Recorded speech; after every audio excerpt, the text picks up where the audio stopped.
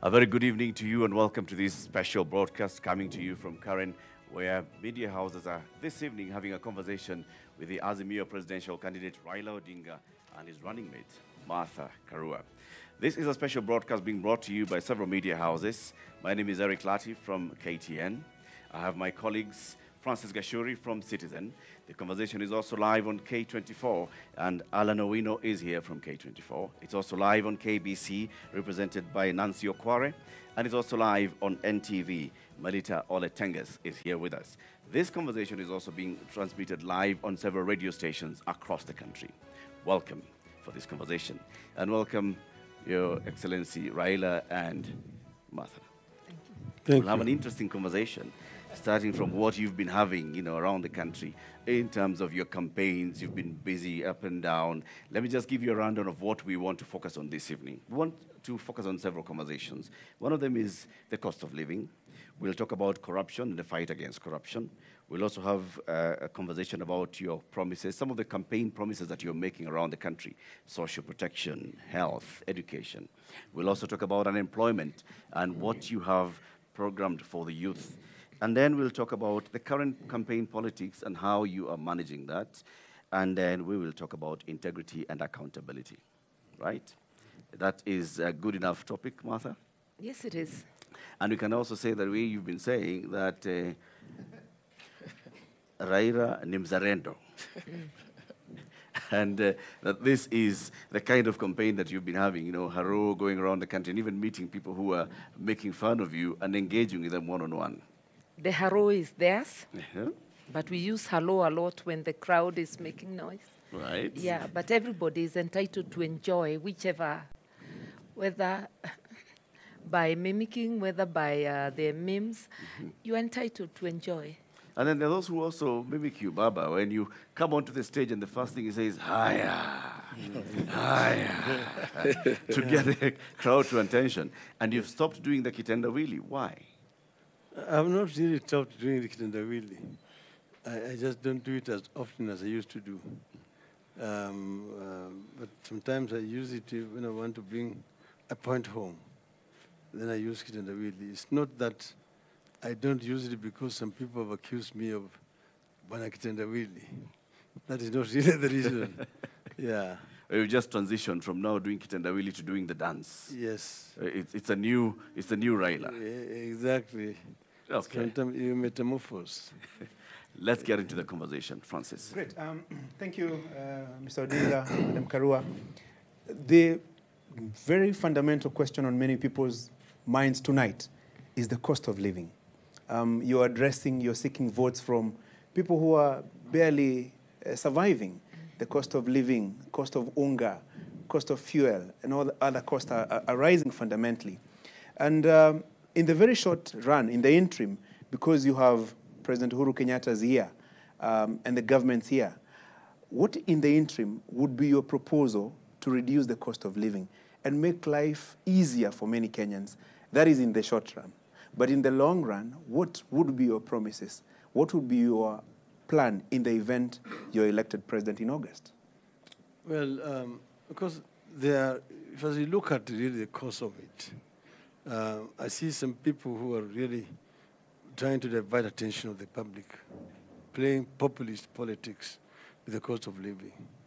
But the facts are that, one, I think you had like a crop failure. You did not harvest enough to be able to satisfy the demands, the needs of the country. Secondly, there have been other events which have taken place in other parts of the world, which themselves are major contributory factors to the rise in cost of living, not only in Kenya, but around the world. Even, see, the USA is fighting it. European countries right now are having serious problems because of what is happening in Ukraine there. So there are factors beyond the actual control of the government. But you can actually make some adjustments when you, for example, cut down on certain expenditures. and then focus on feeding the people, making it much more bearable for the local person in the country. And you're really talking about basically just essential commodities, like the cost of unga, which everybody talks about, the price of sugar, or the price of cooking oil, and also petrol and so on. You can, by looking at the budget and making some adjustments in terms of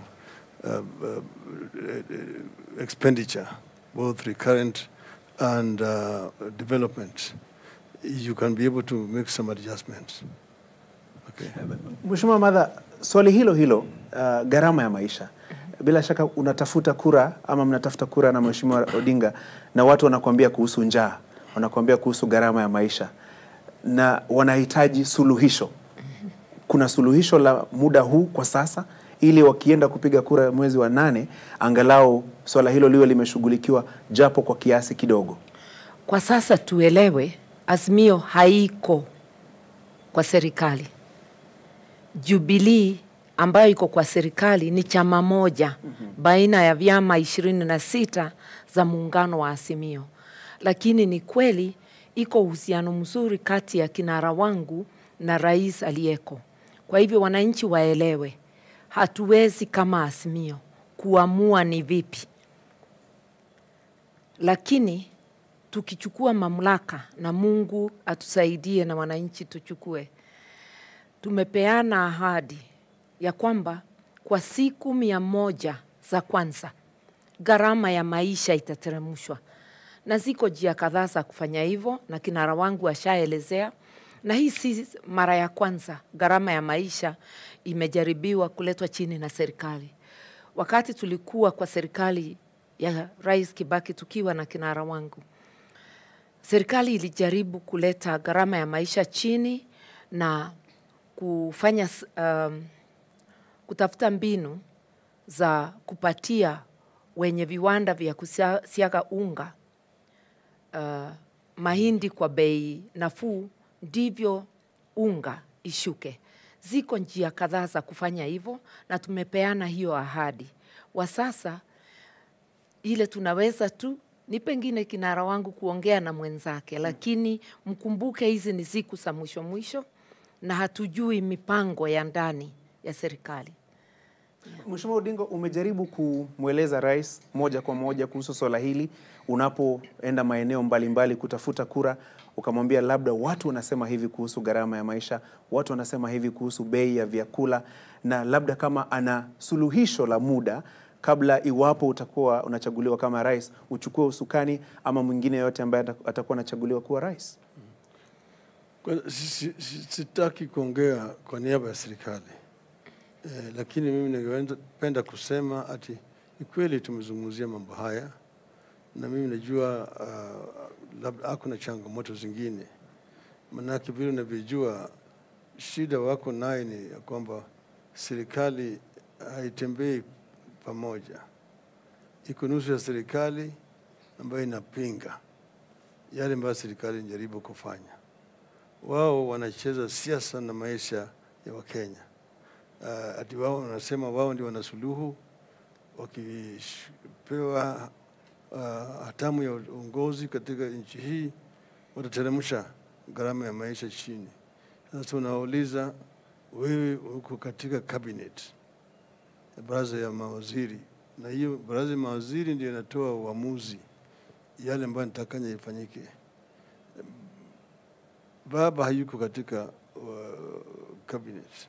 Naweza tu kutoa ushauri kwa rais mwenyewe, lakini yeye mwenyewe na wenzake ndio wako katika serikali.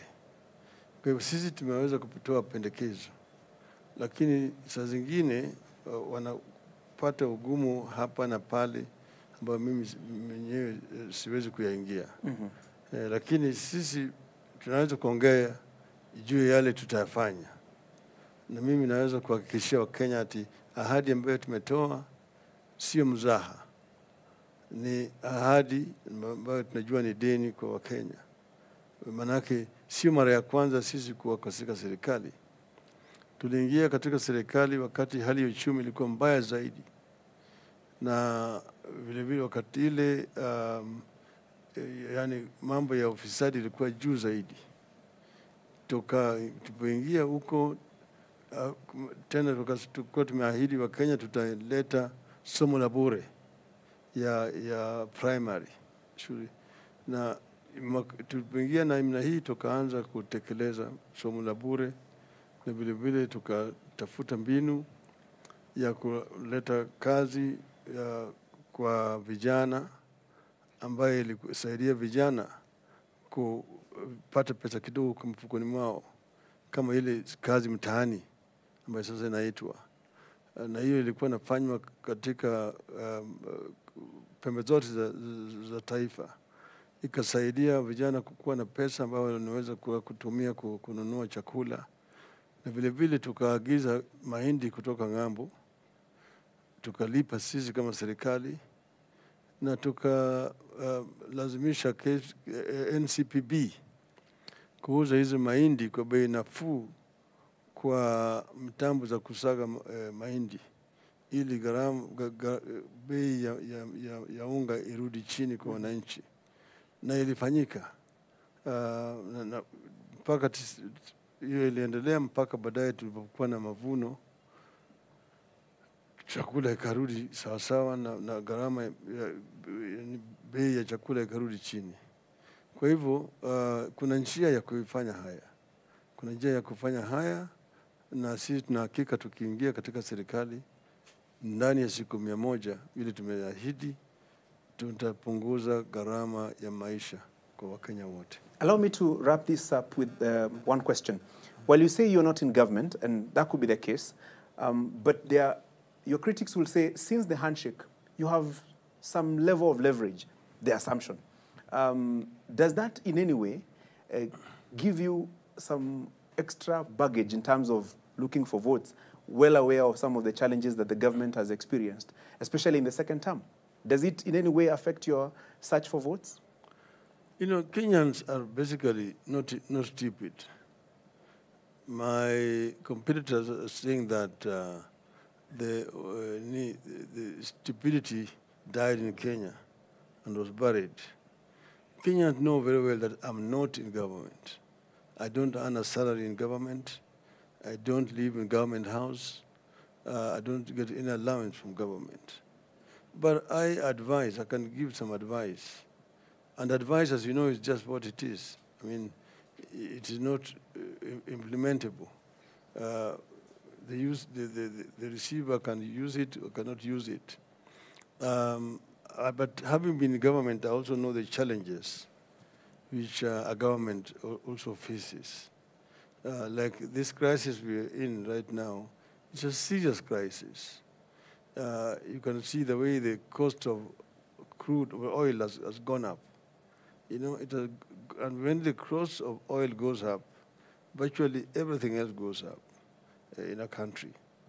We know that for a fact, because everything else depends on oil in terms of manufacturing. So it is unfair really to just do a blanket blame in government.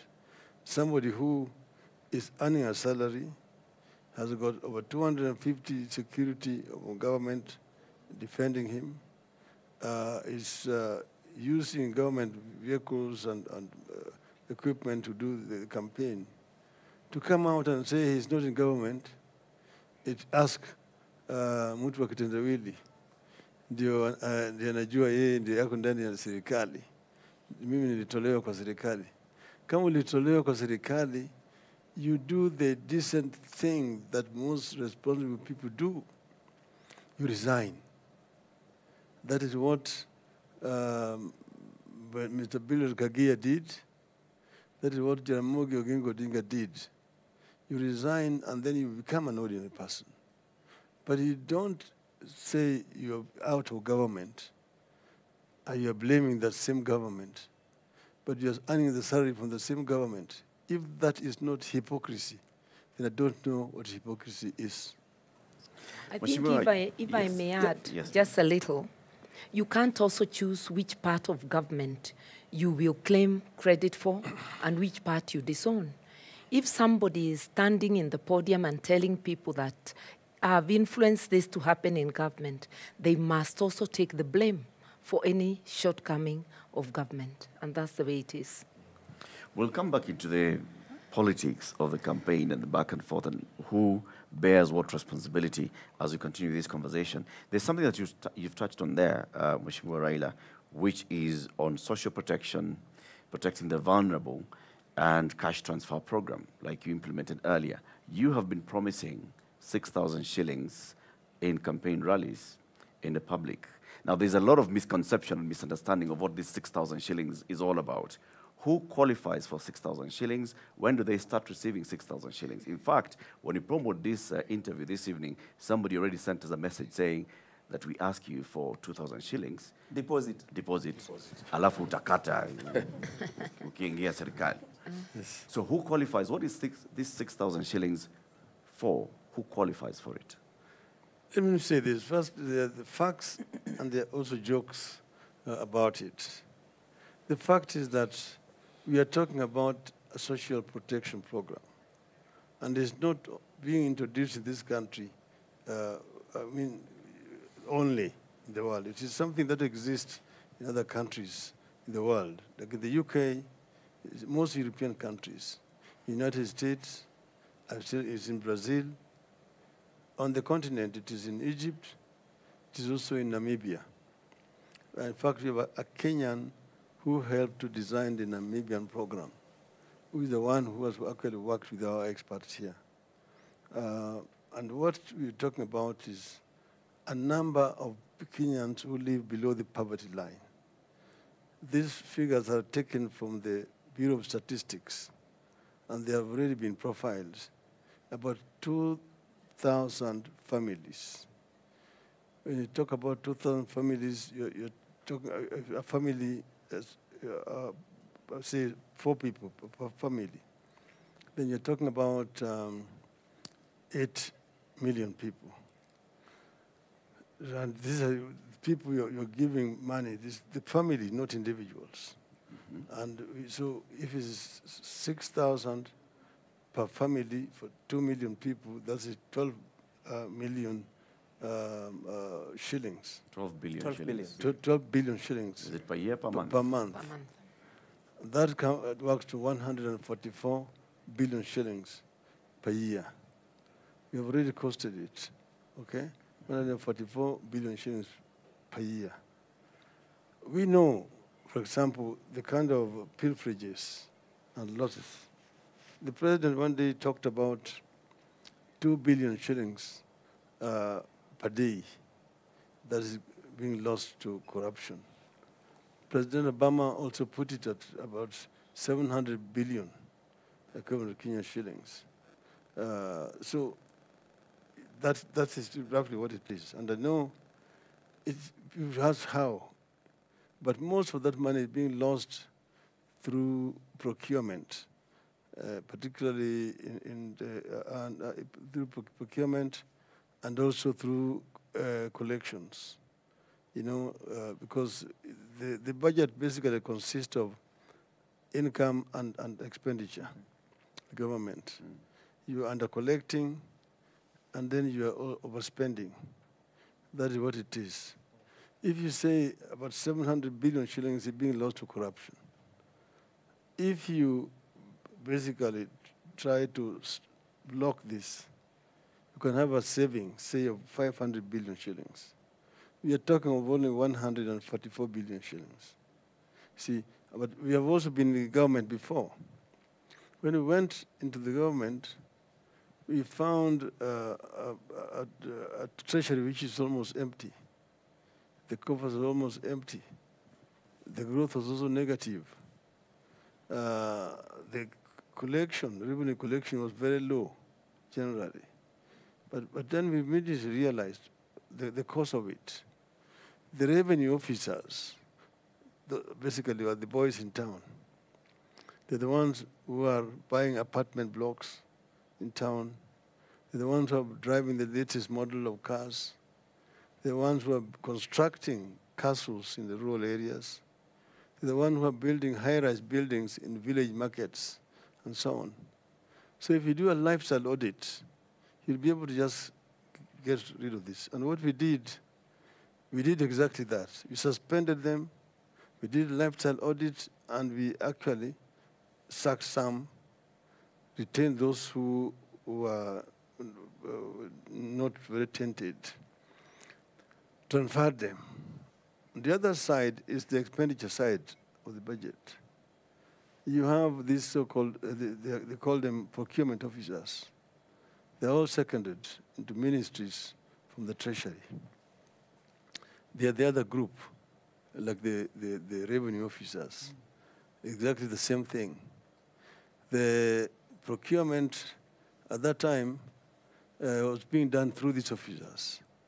There was a government requirement that any procurement above 100,000 shillings had to be done competitively. In other words, you had to advertise in at least 3 leading newspapers. Yep. And then there must be at least 3 bidders.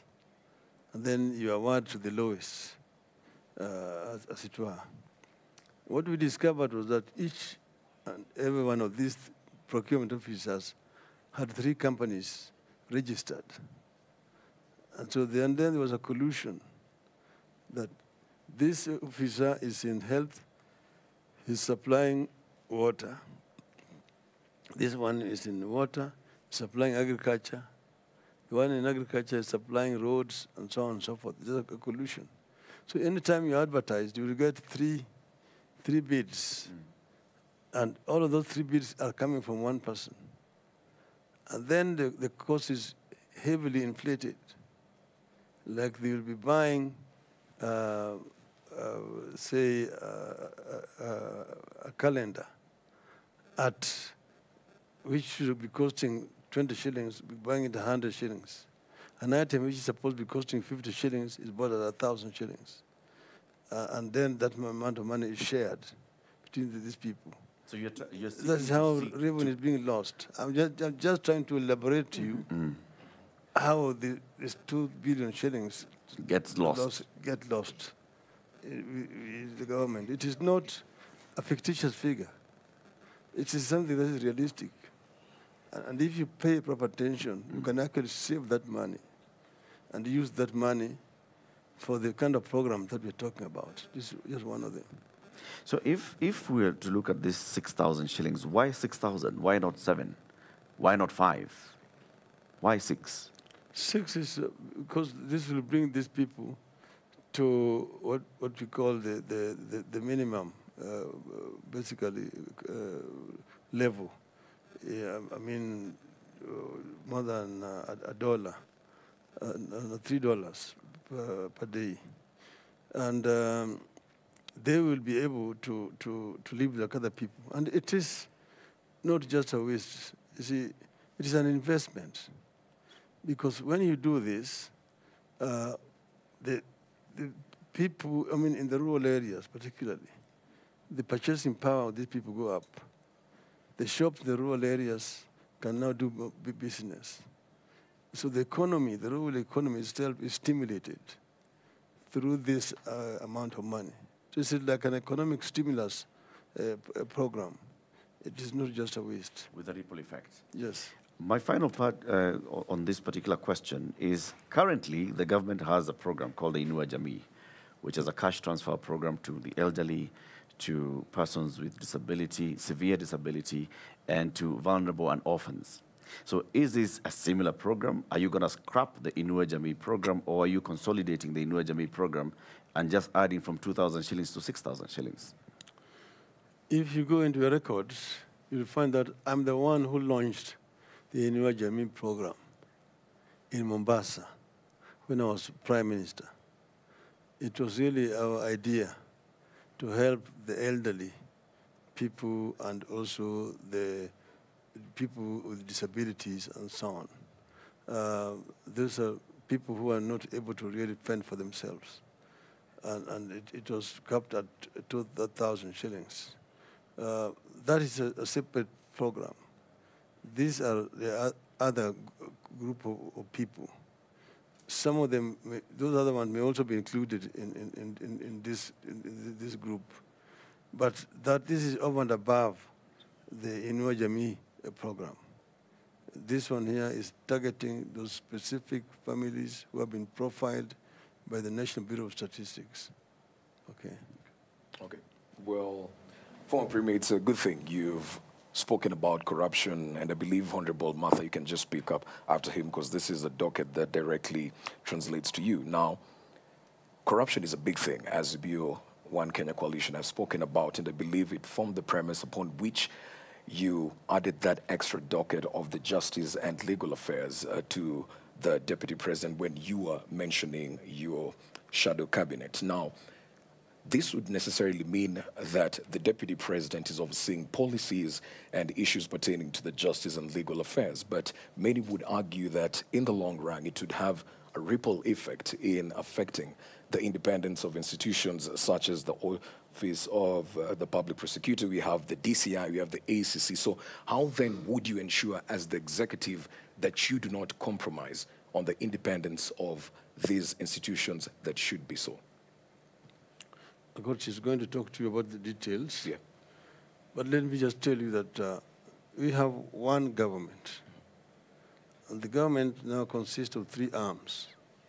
You've got the executive, you've the judiciary, and you've got the legislature. All these three arms are interdependent. If one is not working properly, efficiently, it actually affects the other arm of the government. See, so it is necessary, therefore, for these three arms of government, in spite of the independence, to also see the interdependence of them, because they are all providing services. Yeah. The executive cannot perform its work if the judiciary is not working. You see, if the judiciary is not working, it actually affects the executive.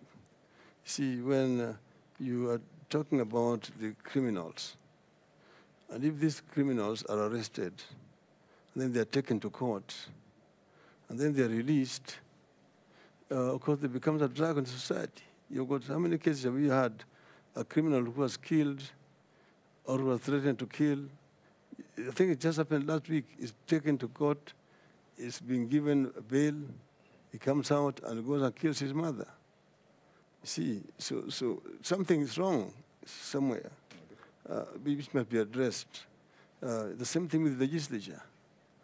If Parliament is the one that passes the laws, the executive implements the laws which Parliament has passed. They use those laws to govern the country. Then the judiciary interprets the laws and to see that the laws are being implemented, they're not being violated. But if the legislature makes wrong laws, then the executive also work is affected. So there must always be a kind of cooperation. I think people are pushing this word so-called independence too far, as if they are in different countries. That you've got, like, for example, independent, we've got these commissions that we set up in the Constitution, that each one of them is now dependent on its own. You cannot interfere with what they're doing. They are protected by the Constitution, even if they're not doing their work, or even they're doing it wrongly, that there's nothing you can do about it. I don't think that is what is intended in the Constitution. You see, there's independence and there's also interdependence, generally. So, like when you talk about the criminal justice system, you've got the investigative arms of government. Then you've got the procedural arm of government, the DPP. Then you've got the judiciary. You see? So sometimes you find the police themselves collude to shield criminals. But sometimes the police have done their work. The DCI has done its work and has gotten sufficient evidence the DPP refuses or says this evidence is not sufficient, and it's discretionary to him. He refuses to prosecute. Or when it agrees to prosecute, takes to court, then the courts themselves are compromised. And you know that courts sometimes are compromised. So a court that is compromised, in my view, is worse than the criminals, because it protects the criminals.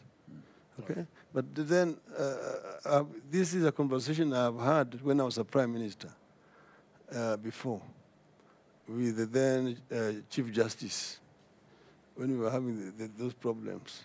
But that was, of course, the situation prior to the new constitution. Okay?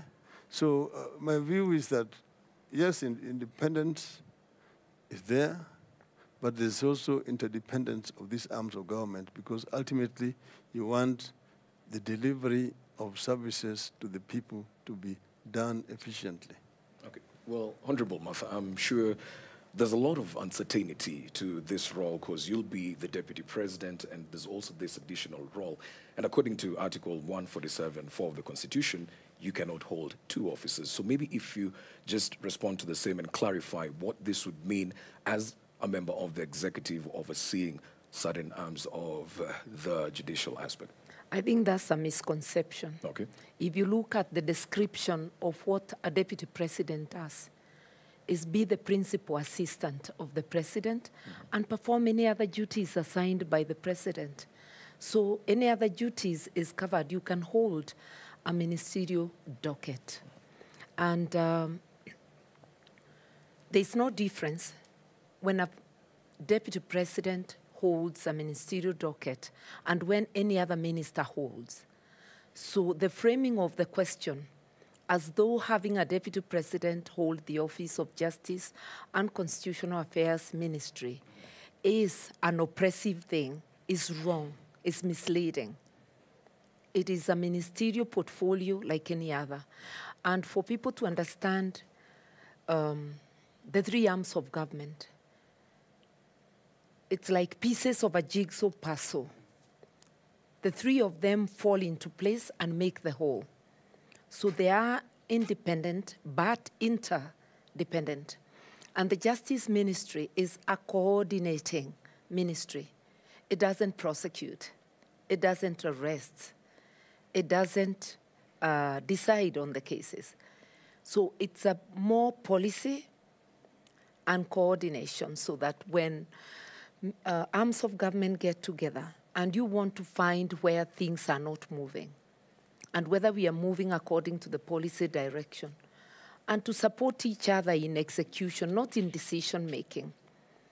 When the government proposes to Parliament a bill, it doesn't sit in Parliament to pass that bill, but it's a government proposal. When the government, sitting with the judicial arm,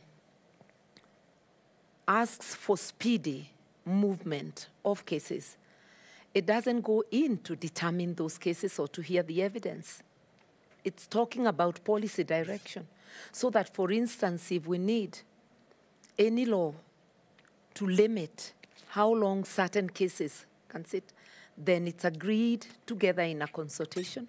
Proposals are made by the relevant department and placed forward. So there's no contradiction whatsoever. The Azimio government will be a government that upholds the rule of law and constitutionalism, and will strictly do things in accordance with the law. So I'd like people to know that it is not a contradiction for a deputy president to have additional responsibilities assigned by the president. Okay. And that's precisely what we are talking about. And fighting corruption, if I may add, is more than just about going to court. It involves giving the public confidence that the government is serious about what it is doing, so that the public can be partners in the fight against corruption. And if we wind backwards and go to 203, basically when the NAC government came in, the public was so inspired by the zeal and the commitment of the NAC government that members of the public could actually stop policemen from receiving bribes on the roads. Members of public chose to walk to force the matatu industry to accept the Michuki rules. Members of public recovered the Kenyatta International Conference Center from those occupying it and claiming ownership and handed it back to the relevant ministry. This is the kind of thing we are looking for, that we will demonstrate our commitment to fighting corruption and make the public our partners in this fight. And that goes beyond just applying the law, and also working seamlessly with those in the criminal justice sector, the courts, the legislature, where we need to tighten the laws, etc. Okay. Well, even as we continue with certain aspects of the manifesto that you gave out as a coalition, a big and integral part of this year's election is pegged around the women factor. And when we talk about the women factor, we talk about the 2/3 gender role representation, especially in the bicameral house. Now, your competitors, from the suggestions that they've been given, many have argued there's a lot of practicality, for lack of a better word. They've spoken about giving half of the government to the women. They've signed charters. They've also spoken about putting up a kitty for the women. And they've added to that and said that they're going to achieve the 2/3 gender rule within the first 100 days in office. On your side, what is the assurance that you're giving women, despite you being potentially being the first female deputy president? What assurance are you giving people to say that, you know what, moving forward, we're going to have better representation of women in our government? It's easier said than done. For us, the commitment is demonstrated. Right now, Azimio is not saying that we will do for women A, B, C, D. My principal, seated right here next to me, appointed me his deputy. That's a demonstration of the commitment. So when we say that we will fulfill, we will continue the implementation of the Constitution, which includes the 2/3 gender rule, we have demonstrated it. When my principal says that he actually believes in 50-50, he has not just the 2/3 gender rule, but 50-50. He has already demonstrated it. So for the competition to claim that they have the commitment, where have they demonstrated it? And we have gone beyond that. If you look backwards, and I always tell this story, that when we came from Beijing in 1995, those of us who were in parliament then were bringing in motions for the implementation of the commitments in Beijing. And I remember my sister, the Honorable Charity Ngilu, governor of Kitui, and Senator Beth Mogo bringing such motions. On my part, I proposed the Equality Act and the Domestic Violence Bill, which was later to be adopted by the government. But only one man joined us and brought a motion to set up the Gender Equality Commission. That man was none other than the Right Honorable Raila Amolo Odinga. So that is just to show that the commitment of Azimio to women's issues runs deep. It's not just about this election. It's something that we practice. And if you look even in Parliament, a majority of the elected women will be from his party. And even now, those running, there is quite a good number. So I'm saying our commitment is demonstrated. I don't want to talk about my part because I think that it goes beyond saying. Okay. So we will not only implement the 2/3 gender rule, which is the starting point, but we will go beyond it, and that commitment has already been shown. All right.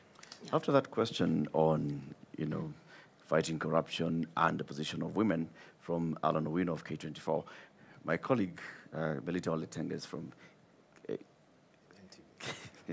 from NTV, has a question on youth and the position of youth. Thank you very much. Ningependa kuuliza swali langu kwa lugha ya Kiswahili.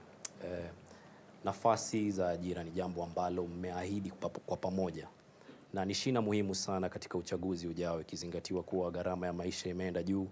Lakini tukizingatia kwamba serikali ya Jubilee ilikuwa imeahidi nafasi za kazi milioni 1 kila mwaka kwa awamu yao ya pili, je, nafasi yenu ya uwazi kabisa au mbinu ambayo mtalenga kutumia kuhakikisha kuwa mnaongeza nafasi za ajira nchini hususan kwa vijana, na pia mbinu ipi mtakuwa mnatumia ili kuhakikisha kuwa watu wamepata ajira humu nchini?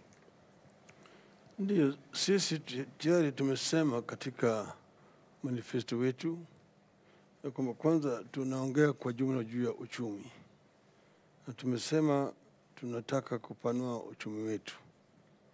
Kwa mfano, tumeongea juu ya mambo ya viwanda, na tumesema tunataka kuona kama kila county iko na viwanda.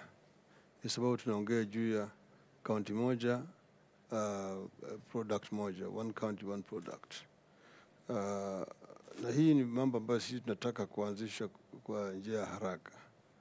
Maana yake tayari utafiti imefanyika, tunajua ni nini inapatikana katika eneo hii na eneo hii na kadhalika. Lakini haya yote sisi tunategemea Wakenya.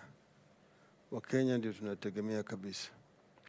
Kwa upande mwingine kama serikali, tunajua wakati huu vijana wetu wengi sana wako na shida mingi zaidi.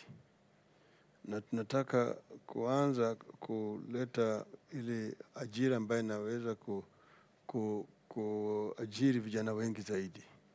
Kwa mfano, kazi mtaani. Tunasema tutarudisha kazi mtaani mara moja kama tunaanza. Yani tukuna kwa mambo short term, as immediate, mid term and long term. Vijana wetu wengi vile vile wana ujuzi, wamesoma. Kwa mfano kwa upande ya ICT wako na ujuzi wengi zaidi, na tuko na changamoto kwa sababu ya kutokuwa na ile connectivity ya kutosha, haswa katika eneo za mashambani huko. Tunataka kusambaza ICT ifike kwenye vijiji wetu, ili vijana wanaweza connect na wanaweza hata kupata ajira kwa kampuni ambazo ziko nje ya taifa letu. Wanaweza kufanya kazi hizo huko. Vile vile tumesema tutaanza hazina mpya ya mkopo, pale ambapo vijana wanaweza kwenda kukopesha pesa ya kuanzisha biashara yao, na walipi riba yoyote mpaka baada ya miaka 7. Hayo yote ni vitu ambayo tayari zimeangaliwa na wataalamu wetu, na najua inawezekana kufanyika. Tukileta mambo kama haya, vijana wengi kwanza wataweza kunufaika kwa hiyo mpango. Lakini muhimu zaidi ni mafunzo. Tunataka toa mafunzo kwa vijana wetu. Ndio sasa tunataka kupanua motivates ziwe katika kila sub-county, ambayo vijana wanaweza kwenda pale na kupata mafunzo ya aina tofauti, ili waweze kwenda kuanzisha biashara yao. Yani watu wengi katika taifa letu wanaangalia serikali. Wengi ukienda mahali wanasema kabila yetu au uko yetu hawajaajiriwa katika serikali. Hawajaajiriwa katika serikali kila mahali mikienda. Lakini serikali inaweza tu kuajiri watu kadhaa.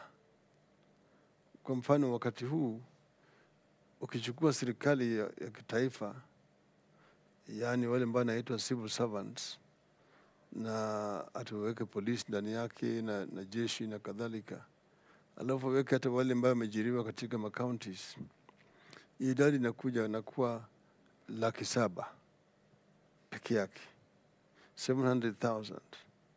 Na hizo nafasi haziko wazi. Watu wameajiriwa tayari katika hizo nafasi. Nafasi inatokea kama mtu anakufa au anastaafu. na hiyo ni 10% peke yake. Kwa mfano inakuwa 70,000 kila mwaka ndio kunapatikana kama vacancies, lakini kila mwaka sisi kama taifa tunamwaga katika soko la kutafuta kazi watu karibu 1,000,000, wale ambao wanawacha shule kwa darasa la 8, kwa darasa la 12, wengine wanatoka kwa ile vituo vingine na chuo kikuu, karibu watu 1,000,000. Kwa hivyo mpaka tuangalie sekta ya kibinafsi, private sector, ndio itaweza kutoa ajira kwa wale vijana wetu wote. Sisi tunataka kuona kama Wakenya wenyewe wanapewa fursa ya kuwa kama investors. Wakenya ambao wako hapa na wale ambao wako nje. Juzi sisi tumekuwa na conference na diaspora wa Kenya, tukiwahimiza ya kwamba tutafungua Kenya ili wao wanaweza kuleta pesa zao na kuinvest hapa Kenya.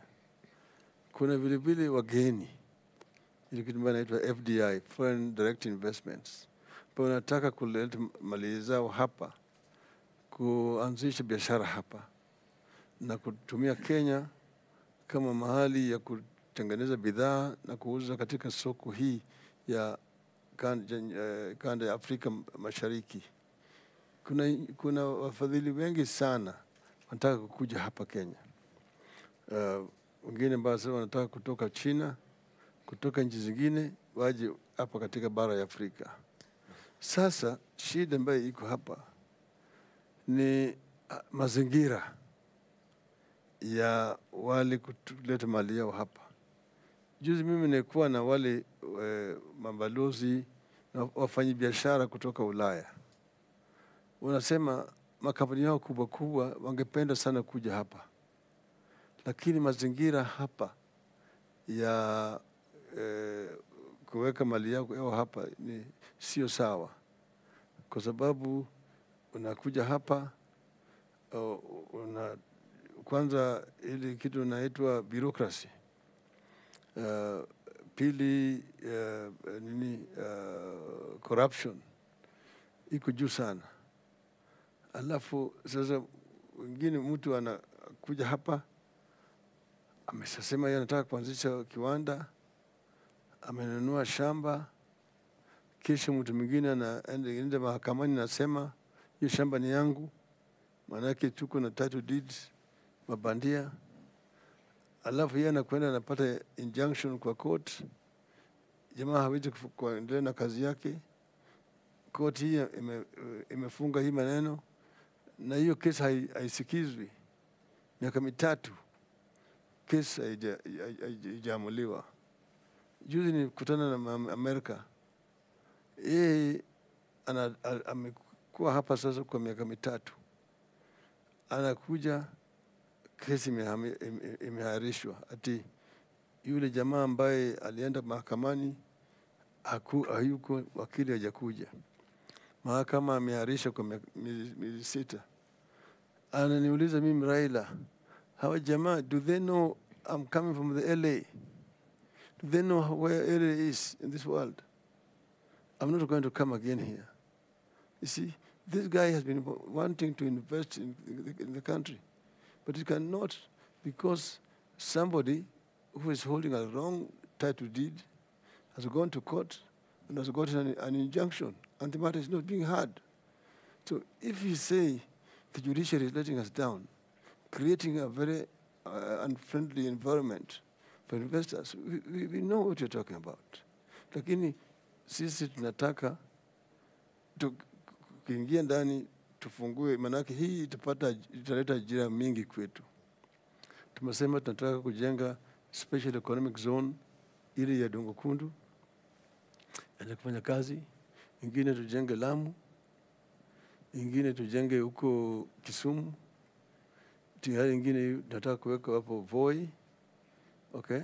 Na iko industrial parks ambao sisi tutaweka ni kama Nyeri, tutaweka industrial park huko. Ndio kama Embu tunafanya namna hiyo, Garissa na kadhalika. Tunaweza kuleta vitu ambavyo vitatoa ajira nzuri kwa vijana wetu.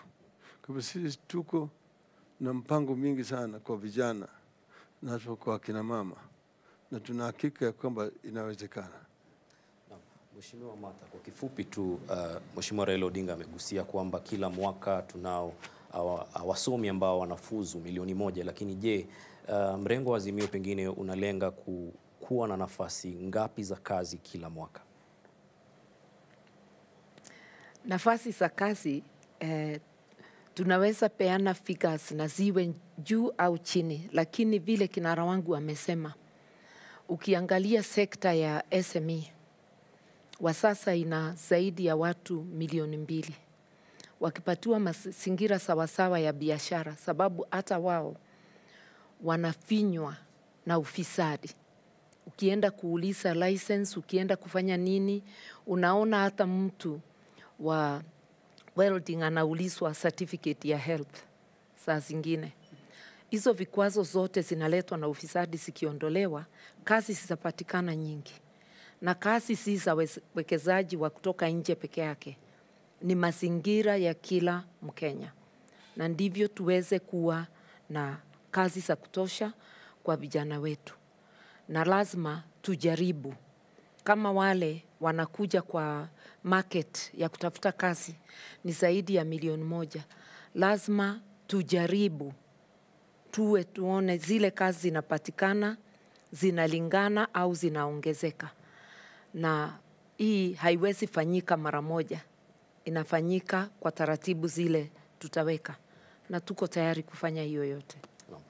Kabla hujamaliza hiyo, kwa MSMEs, yani jua kali, sisi tayari tumesema ati sio tu kuwatambua, lakini kuwasaidia wao ili waweze kupata mkopo kwa gharama ya chini. Na vilevile tumesema tutaleta ile kitu inaitwa shahada ya jitihada, Recognition of Prior Learning, RPL.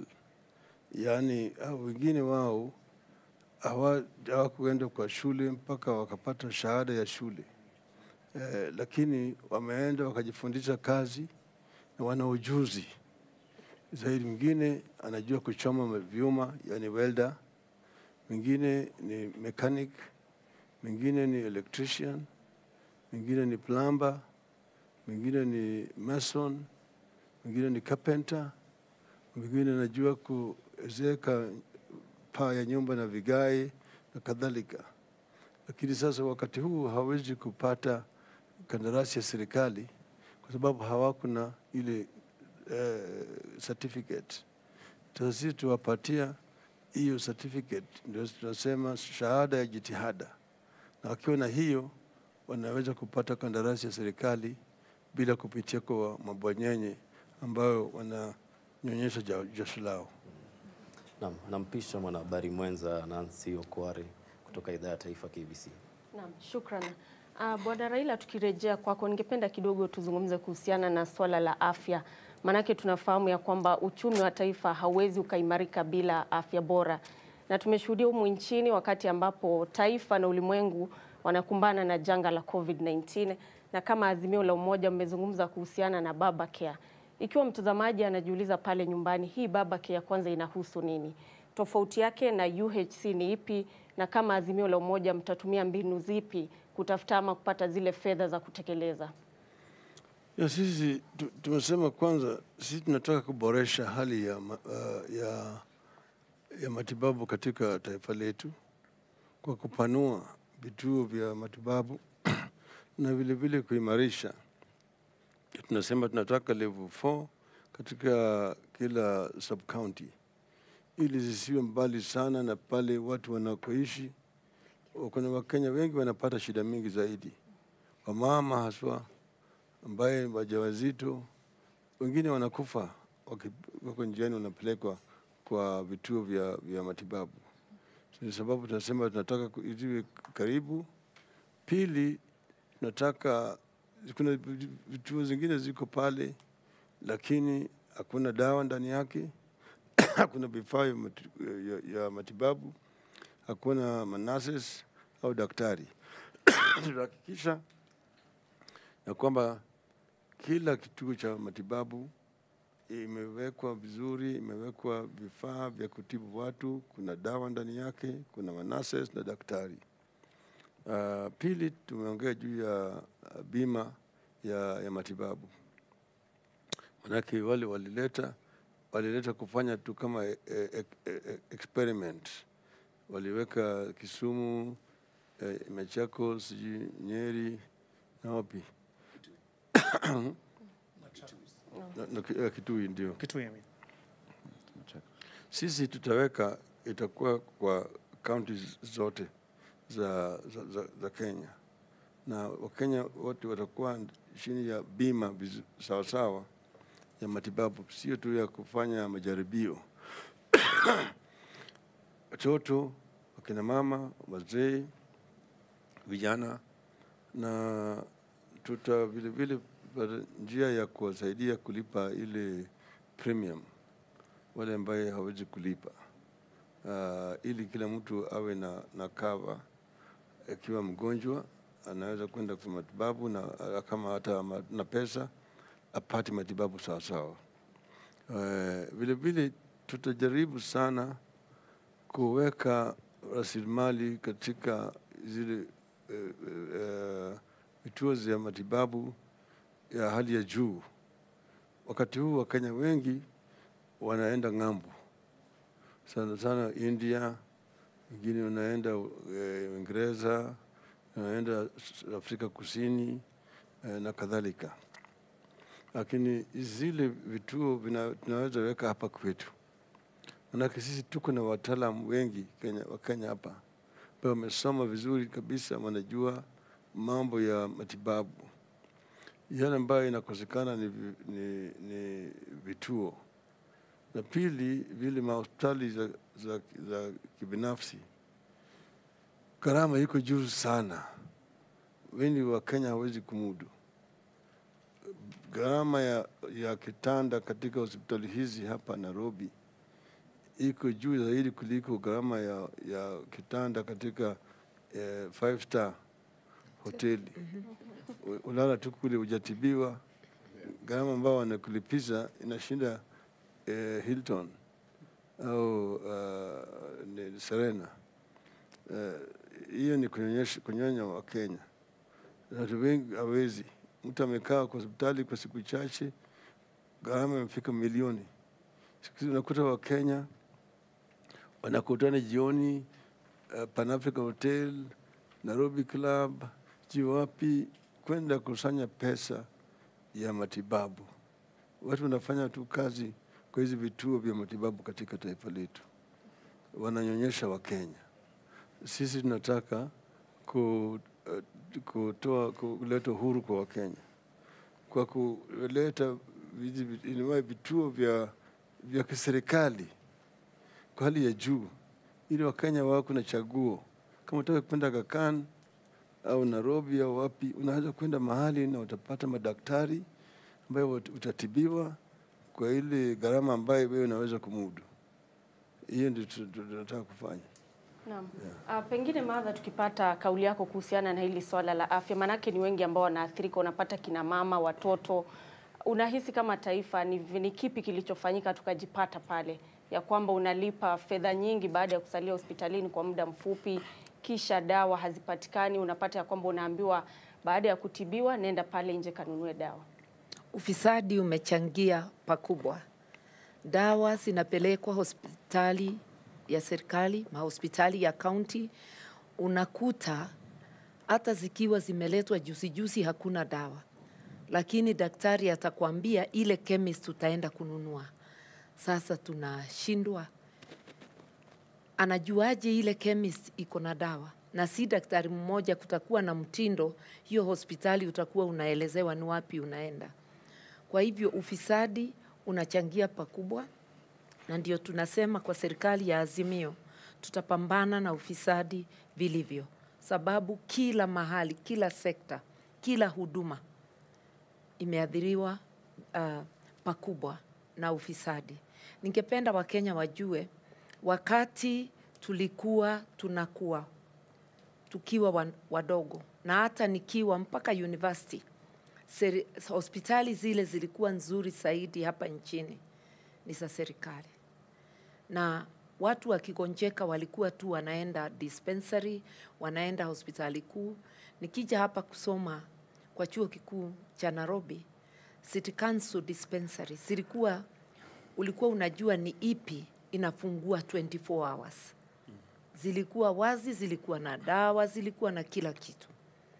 Wachache sana walikuwa wanaenda hospitali ya kibinafsi. Tukiboresha katika baba care, mahospitali ya serikali, hiyo ndio italeta bei ya hospitali za kibinafsi chini. Sababu watu watakuwa vile kinara wangu amesema, itakuwa hapo wazi, unaweza ingia hospitali ya serikali upate matibabu poa, unaweza enda ya private. Na kama unaenda ya serikali bila malipo, watu wataopt kwenda ya serikali bila malipo. Lakini iko mambo mingi tutachangia kuboresha, kuona wako na vifaa vya kutosha, vya kukagua ni matibabu gani, na pia ya kufanya treatment. Ndivyo kama ni hiyo matibabu ya kansa inafanya watu sana sana waende India, hiyo ni mambo inaweza fanyiwa hapa.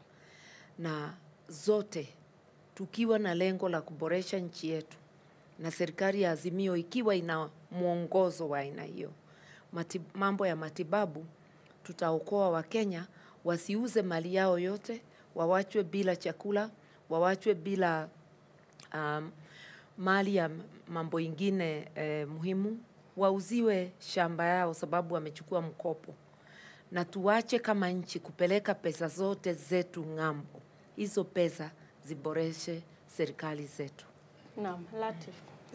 Well, we're having a conversation with the Azimio presidential candidate Raila Odinga and his running mate Martha-Karua. We're coming to you live from Karen. This is a joint broadcast between several media houses, KTN, Citizen TV, NTV, KBC, K24, and several radio stations. We'll have a few minutes to conclude this conversation. So we're going to have some 3 questions. One of them is around the preparation for the August 9th general election and the confidence around it. The other one is on management of public debt. And of course, we have to talk about accountability to the public. So I'll start with my colleague, Alan Owino of K24. Okay, well, when you look at the issues surrounding the preparations for elections, this is majorly handled by the commission, which is IBC. And if we remember back in 2017, former Prime Minister, you were in a very precarious situation, especially with your party, and that particular election was nullified. But fast forward to 2022, the very same referee who was actually reffing that particular match is still at the very helm of that particular commission going to conduct this year's election. So my question is, what have you done within the 5-year period to see to it that you have enough confidence for him to ref this very same match this year? Well, I have expressed sometimes my misgivings before, and I've said that I want to be convinced that preparations have been done that are above board to ensure a free and fair electoral process. I did, on the day we were presenting our papers to the Commission, I present them with a letter with 10 questions, which I wanted them to answer. They have partly answered those questions, but there are some other concerns which have not been satisfactorily dealt with. But I would say that this is premature today because we are having a meeting tomorrow with the IBC, and I will be raising some of these questions there tomorrow. And that's when I will be satisfied or dissatisfied, satisfied that they are really prepared and ready for an election which is free and fair or not. So I would actually withhold my my further comment on this issue. Because I would like to make an addition without going into matters that will be discussed tomorrow. Yeah. And this is directly to fellow Kenyans, that we each have a responsibility to make the election free and fair and also credible. The polling clerk, the presiding officer, the returning officer, and everybody involved in the electoral process, including candidates, supporters, security agencies. We all have a role to play.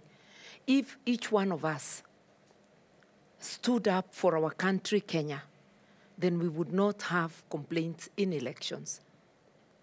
Chebukati and its team sitting at anniversary towers, if everybody else did their work, they would not, even if they wanted, be able to interfere or cause any malpractice. So this is a responsibility we must take jointly. And I want to say that I personally sought to prosecute privately 3 electoral officials arising from the malpractices in Kirinyaga in 2017. Yeah. Although the court did not allow the private prosecution, and one party official, if I may add, I had gone to court against 4. An appeal is pending. Whether I'll prosecute it or not is another issue. But this is to say to everybody, don't hide behind an institution when you do wrong, because it's like declaring war against Kenya. Kenyans can come for you. Our constitution does allow it. So let us all do our best, even as we put Chebukati and his team to task tomorrow. Indeed. Is there a particular template, Honorable Odinga, that you have for what constitutes a credible election? Is there a template? What are your immediate concerns? I've seen issues raised on the complementary voter register at the polling stations. Are there what you would say irreducible minimums as you go to this election in terms of how IEBC manages it? well, you know, there are a lot of factors that are contributory to a free and fair electoral process. The preparations towards it. First was recruitment of the staff who are going to conduct the elections themselves. Has it been done in a transparent manner, in a manner that does not favor anybody and so on? Secondly, the procurement of the equipment that are going to be used in the election process. Here you have got right now the electronic or the ICT equipment. How was it procured? And how is it prepared? And who was involved? And how has it been tested that is going to work and is not going to fail? Then the printing of ballot papers. Who is printing these ballot papers? How was the contract itself procured? Where is the guarantee that this printer has not printed some extra ballot papers which can be used to do stuffing, as you know, what has happened in the past, okay? Then the issue of polling stations. Where are they and how are they connected in terms, you know, the cover of 3G or 4G in the country? Which are the stations which are not covered, and what measures have I been taken to ensure that result from those other ones are actually also made in time? And then the actual polling itself, what arrangements? Like you've got that backup you're talking about, which has become contentious. That IBC is insisting that you don't need a manual register. And people are saying that there's no harm in having a manual register as a counter check, so that when somebody comes and is identified electronically, you also delete his name on the manual register. That gives you the number. Eventually you can promote the numbers which you have crossed know how many people have gone through that polling station, so that eventually, when wrong results come out, if 100 people voted, but then eventually 200 are announced, you can counter-check from that register to confirm that indeed the number which has come out is the number which voted here. They're saying they don't want to see that. The harm that causes to them, nobody knows. That is their own issue. Mm-hmm. So basically, the overall preparation of the election in that manner, and then the security, where, you know, who is going to provide security so that voters don't get harassed by some other goons, because other opponent can hire goons to block opponents from going to vote. Mm-hmm. Those who are going to be in charge of security neutral enough to ensure that everybody is facilitated to cast his or her vote without coercion or interference. Okay? Then counting, and that on the polling day. Because what we have had is, not that we have not had agents in some areas. There are some areas where the agents are actually given two options: to agree to cooperate and take the money and disappear, or beaten up and thrown out, so that you don't have an agent there. See? Where is the guarantee that this is not? Because the police are also complicit there. And that's why you usually have these complaints. And then you have, you know, the electronic system, mm-hmm. where, you know, you are identified through your biometrics and the irises, and then you are allowed to go and vote. Eventually, the results are counted, recorded, and then the presiding officer is supposed to, once the agents have signed, press the button and transmit, and it goes through a server in the cloud. In that particular case in 2017, it was going through a server which was in Spain or in France. Mm-hmm. And then from there, it was coming to the server at Bomas. But then there is a logarithm that they put in, which was capturing the result before they entered the server at Bomas. So we had situations where our agents in the stations are giving us different results from the results that are being announced. Then you had two parallel lines running like this: 54, 44. 54, 44. I lost with 44, 54. My governor in Nairobi, 54, 44. In Kajiado, 54, 44. In Garissa, 54, 44. In all over where they lost, that was what it was. Mheshimiwa, as we conclude the conversation, your competition has actually challenged you many times publicly. William Ruto saying, should he lose his election, he's prepared to concede defeat. Are you prepared to make the same commitment to the country? Definitely. Definitely. I'm the sportsman between me and him. And I know that asiyokubali kushindwa sio mshindani. So I would easily accept defeat and congratulate the winner. Definitely. Asante sana. Maybe as we depart, the Raila-Karua ticket, How is it going so far? You've not always worked in the same team together.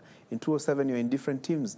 In fact, my Honorable Mother, you're on record saying at one point you didn't see anything ideological that you shared with the Honorable Raila. Is it now a union of convenience for this election? What does your ticket now bring to the fore? And tied to that, what are your chances? Have you figured out what are your chances for winning this election? I think I should go first now please. that you mentioned me. Remember, we were competitors in 2013. And if you are competitors, you go for it, and you go for your competition. That is the only time we strictly were not on the same side. We've come from the same background, from the trenches fighting for expanded democracy. That doesn't mean when you are on the same side, you must see everything 100% the same way. In 2005, we were on opposing sides of the constitutional, the banana orange. And 2007, we were again not together. But we came together in the National Accord, worked well. 2013, every person for themselves, and God for us all because we were both candidates. Shortly after that, 2014, we worked together. Now Kenya was friend of God. So we've worked together more than we've worked separately. We both come from a social justice background. We both root for social justice. In fact, the manifesto, because I found it in the making when I was named, I would have easily said it was made for NARC Kenya. We have more in common than separates us. And this is not just for convenience, it is for the sake of Kenya. We are in a very dangerous place where we can lose all that we have built. What we need in Kenya today is good leadership that can take the nation forward. I joined my principle to do just that, rescue our nation. I just want to compliment what you just said. Yes. But, from the days of Ford, we were together. See, Mother only left Ford at the time of nominations because of male chauvinism, which we need in nominations when in our constituency. Details are record there.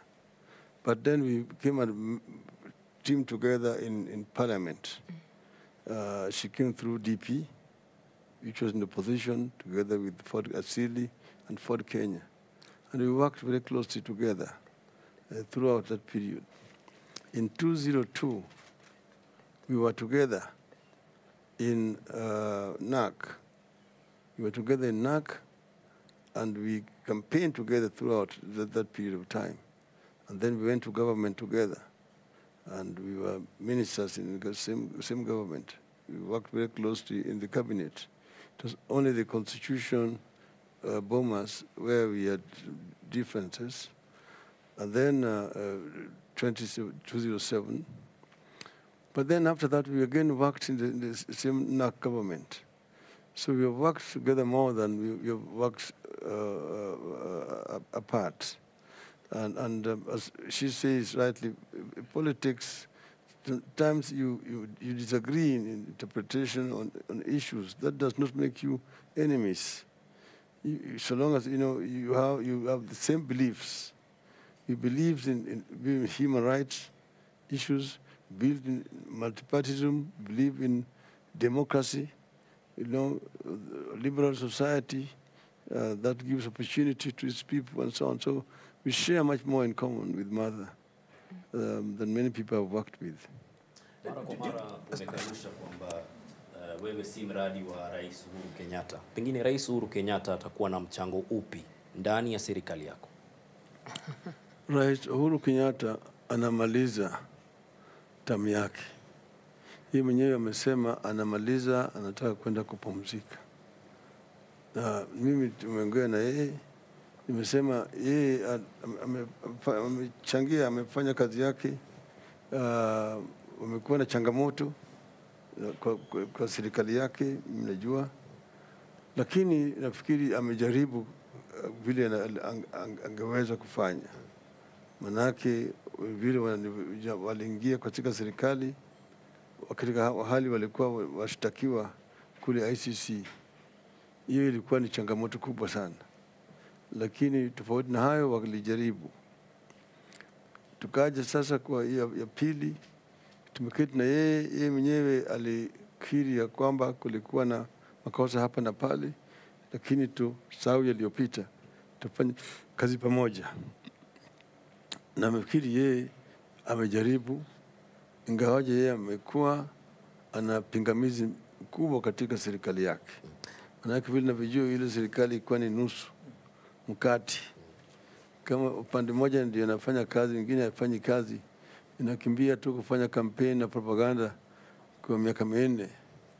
Hiyo ni kubwa sana kwa serikali. Mimi najua tulikuwa na tofauti zetu, mimi na Kibaki, lakini tulikuwa tunajua vile tunasuluhisha yale tofauti yetu.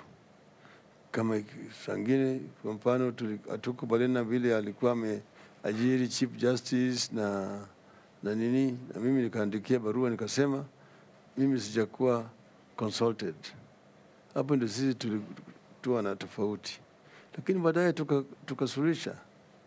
Na kile tulikuwa tunafanya kazi, naenda kwa cabinet, kama kuna shida tunaenda kwa cabinet, pale tunaongea na yeye na tunasema hapa naona si mzuri.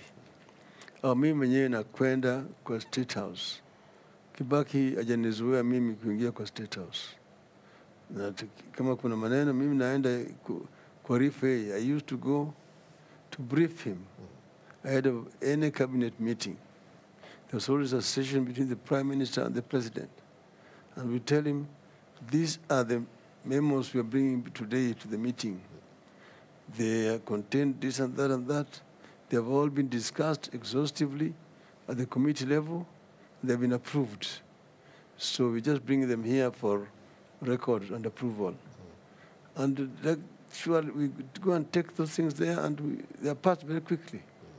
So we worked very well with Kibaki. That cabinet, bloated as it is, was the most efficient cabinet Kenya has ever had. And we did a lot of things at that time, the Grand Coalition government. Everything that is being achieved by this government has its foundation in the Grand Coalition government. We laid the foundation for infrastructural development, for agricultural development, for water around the country. Remember, we had even a ministry for northern Kenya for the first time. We did a lot of research work on how you can deal with ASAL, arid and semi-arid regions of our country. So we have been there before. We are not newcomers in the government. We know the challenges. We know the problems we are going to. I know you're going to want to ask me about the debt issue. We know that there's really nothing wrong in a country in carrying debts. Most countries have got debts. Even the United States has got public debts. Japan has got a lot of public debts. Germany has got a lot of public debts. In fact, the total debt that the African countries have are less than the debt between just 2 countries in Europe, Belgium and the Netherlands. Okay? But then the thing is, what you do with that when you borrow to invest. Because if you borrow for consumption, then your ability to repay becomes impaired. But if you borrow to invest in productivity, then that enhances your ability to repay the debts. We know that the debt has increased. You just need to now look at what that debt has financed. What project did it finance? And we know that most of it did not actually go to do real development. The dams of just Aror and Kimarer can tell you that. And there are quite a number of those other white elephant projects which were there, particularly in Uhuru's first term. That is where most of this debt was incurred. Some of it which has been incurred in the second. The people who are actually crying about the debts are the people who are responsible for those debts. I give you the example of SGR.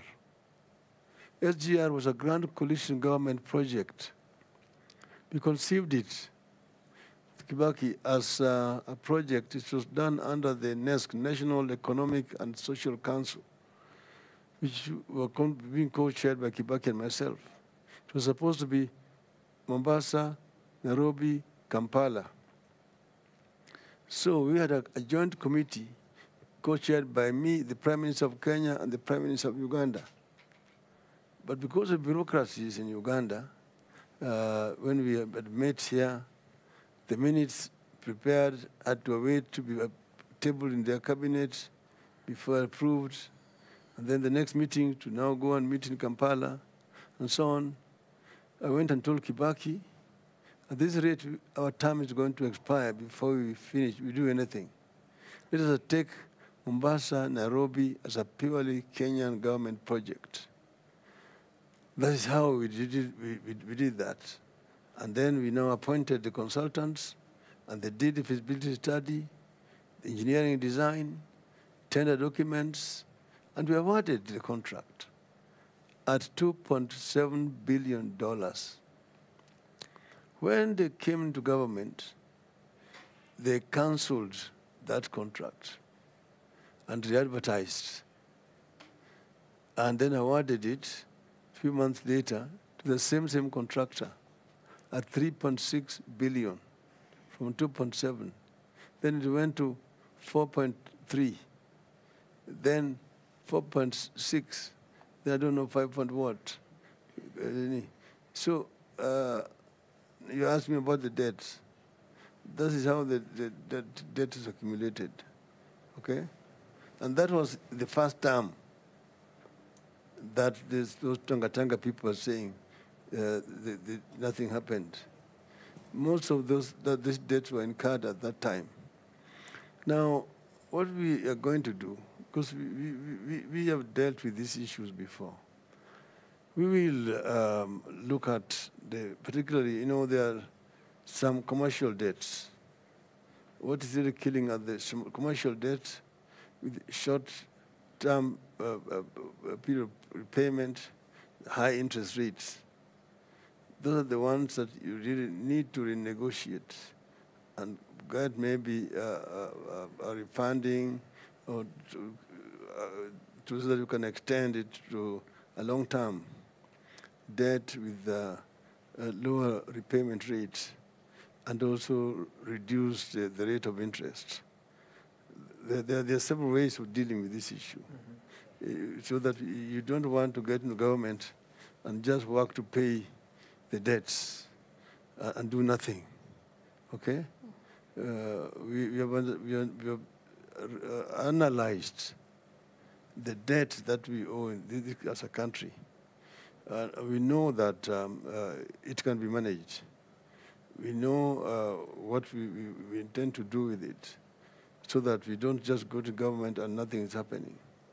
We will find a way of dealing with it. If elected president in August and deputy president in August, you will be the second implementers of the presidential system of administration, presidential system of government. Maybe in a minute or two, each one for you, Mheshimiwa Raila and Mheshimiwa Martha, what is that one thing that you will avoid from the Uhuru Ruto administration? The unseemly disagreement, taking it to the public. People may differ on how to go about things. That's supposed to be settled in the boardroom. We will try to conduct ourselves in a way that maintains the respect of the office and demonstrates respect to the people of Kenya. We have the new constitution brought a presidential system, but it also brought a devolved system of government.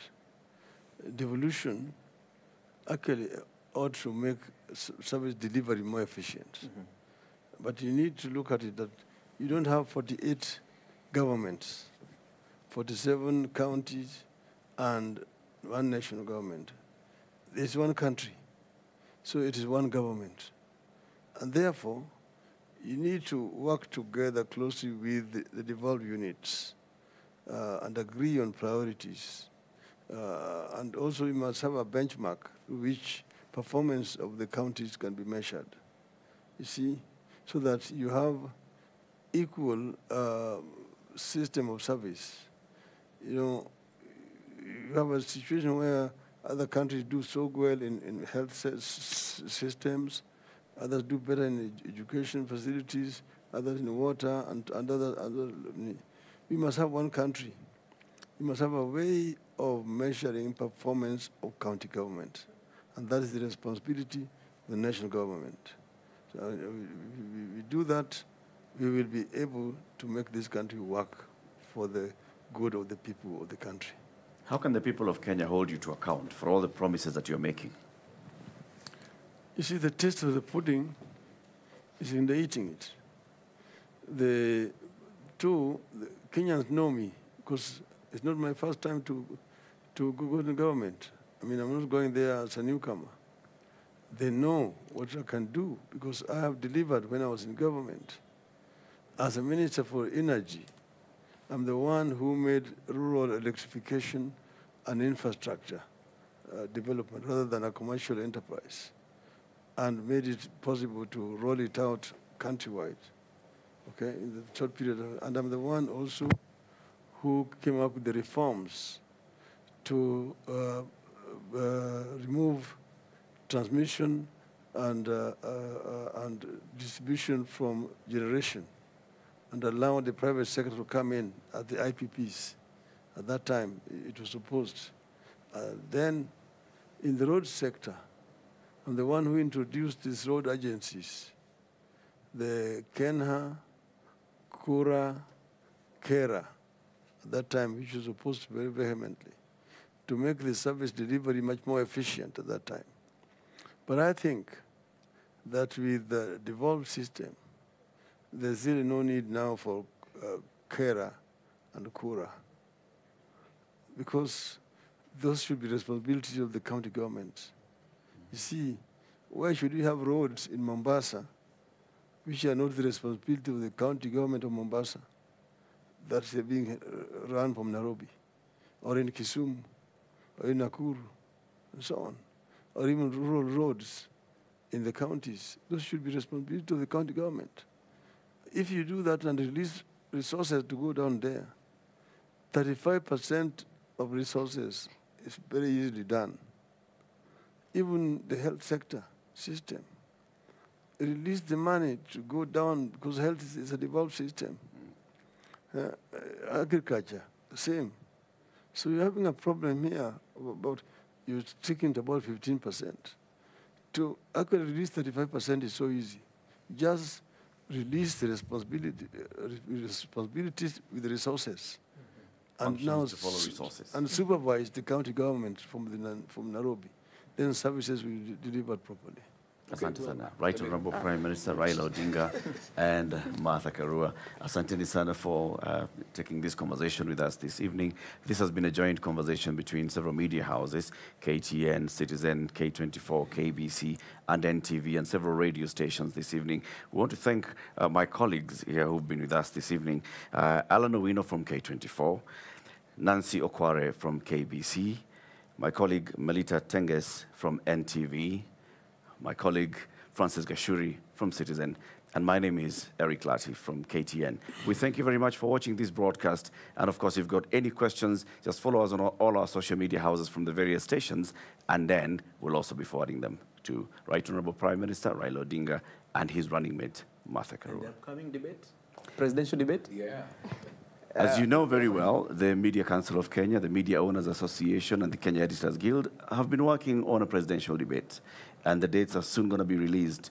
The debates will be taking place in July. The question is, the one for the deputy president, will you attend? Would love it. You will be ready. I've said I would love it. Honorable Raila. Agreed. But as you know that other people refused, rejected, objected. I have participated before, as you know. The other time I debated alone. So it will depend on the availability and preparations. Okay?